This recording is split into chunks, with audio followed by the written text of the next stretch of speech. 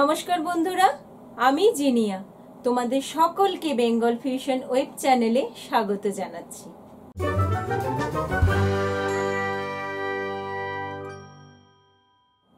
শীতকাল বা গ্রীষ্মকাল কিংবা বর্ষাকাল যে কালই হোক না কেন, কফি খেতে ভালোবাসে না এই রকম দর্শক বোধহয় বেঙ্গল ফিউশনে খুব কমই আছে।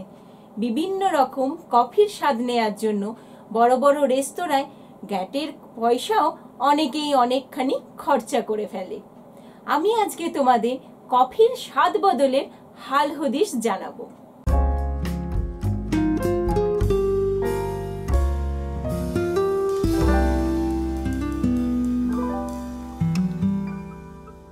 তবে এটা জানানোর আগে যেটা বলবো বন্ধুরা, মানে সাবস্ক্রাইব করার কথাটা, কিভাবে তোমরা সাবস্ক্রাইব করবে সেটা আগে দেখে নাও।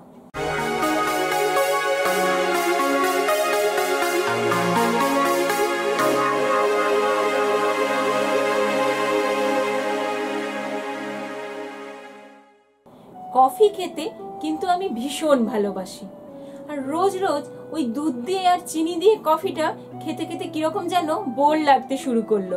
তাই মনে হলো দেখি না একটু স্বাদ বদল করে যদি একটু চমক আনা যায় সেই রোজকার কফিতে। তাই আমি চেষ্টা করলাম স্বাদ বদলের এবং হাতে নাতে ফল পেলাম।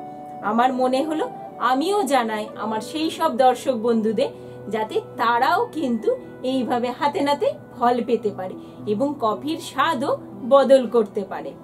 প্রথম টিপসটা হলো, যারা ব্ল্যাক কফি খাও, অনেকেই চিনি ছাড়া বা দুধ ছাড়া কফি খায়।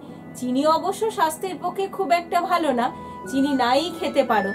যারা চিনি এবং দুধ দুটোই ছাড়া শুধু কফি খায়, মানে ব্ল্যাক কফি খাও, তারা ওই কফির মধ্যে এক চিমটে নুন মিশিয়ে দাও। তাহলে দেখো কফির যে তেতো ভাব সেটা উধাও হয়ে যাচ্ছে আর কফির স্বাদেরও একটু পরিবর্তন হচ্ছে।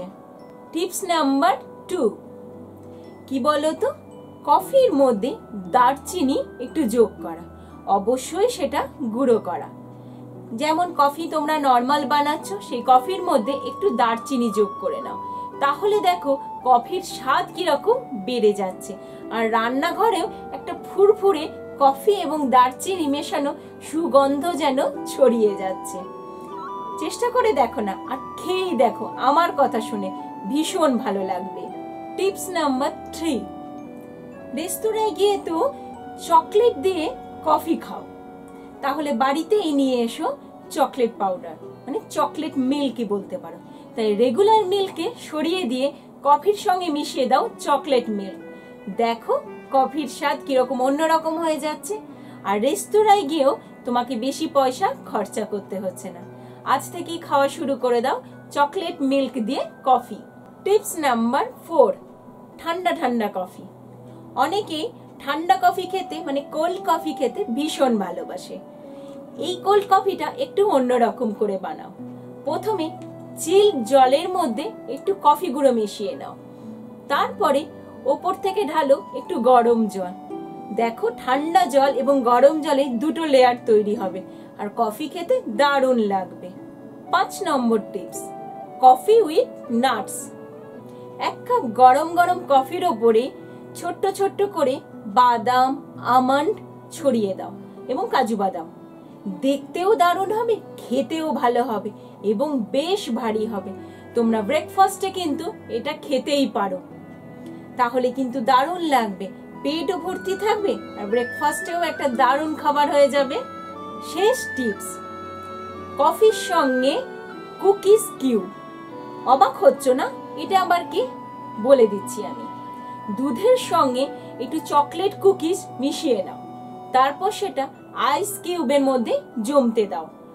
যখন তোমরা কফি বানাবে তার মধ্যে ওই আইস কিউব, মানে ওই কুকিজ কিউবটা দিয়ে দাও। এবারে খেয়ে দেখো, বাচ্চাদেরও কিন্তু এটা খেতে ভীষণ ভালো লাগবে, বড়দের তো ভালো লাগবেই। কি বন্ধুরা, কফির স্বাদ বদলে যে 6টা পয়েন্ট আমরা বললাম, মানে 6টা টিপস আমরা বললাম, সেটা নিশ্চয়ই তোমাদের ভালো লাগবে। আর আমি আশা করছি এই টিপসগুলো নিশ্চয়ই তোমরা বাড়িতে পালন করবে এবং কফির স্বাদ বদল করার চেষ্টা করবে। কেমন লাগলো আমার এই ছোট্ট ভিডিওটা সেটা কিন্তু জানাতে একদম ভুলো না। অবশ্যই আমাকে জানাবে আমার কমেন্ট বক্সে, এবং আমার ভিডিওটা পছন্দ হলে লাইক দেবে। আর বন্ধুদের মধ্যে শেয়ার করতে ভুলো না কিন্তু, কারণ তোমাদের অনেক বন্ধু আছে যারা বিভিন্ন রকম কফির স্বাদ পাওয়ার জন্য বিভিন্ন রেস্তোরাঁয় যায়। তারা কিন্তু এই টিপসগুলো জানলে আর রেস্তোরাঁয় যাবে না, বাড়িতেই চেষ্টা করবে। আজকে আমি জিনিয়া এখানেই শেষ করছি।